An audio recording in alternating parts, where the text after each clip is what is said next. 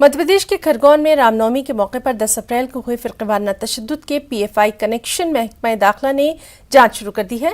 महकमा दाखिला के जरिए खरगोन तशद्दुद में सिर्फ पीएफआई फंडिंग की ही जांच नहीं की जा रही, बल्कि इसमें जमात मुजाहिदीन बांग्लादेश के कनेक्शन की भी जांच की जा रही है। वाज़ेह है कि मध्य प्रदेश बीजेपी सदर वीडी शर्मा ने 2 रोज पहले खरगोन तशद्दुद में पीएफआई कनेक्शन होने और फंडिंग को लेकर बयान दिया था।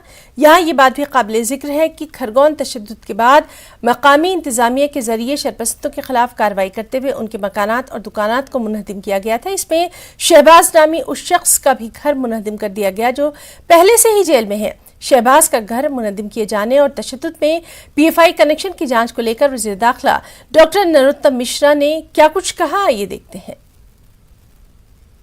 गिरफ्तारी से इसका कोई संबंध नहीं है। गिरफ्तार होना अलग प्रक्रिया है और बुलडोजर चलना वो अलग प्रक्रिया है। वो अतिक्रमण के हैं, बिना अनुमति के हैं, नियम प्रक्रिया के तहत है। खरगोन में पीएफआई का कुछ उसमें रिलेशन देखने को मिला है क्या, फंडिंग से संबंधित? जो 4-5 विषय, चाहे सूफा का हो, चाहे पीएफआई का हो, चाहे जेएमबी वाला हो, ये सारे कनेक्शन अभी जांच के विषय हैं। अभी कुछ कहना जल्दबाजी हो जाएगा, निर्णय पे अभी आई नहीं।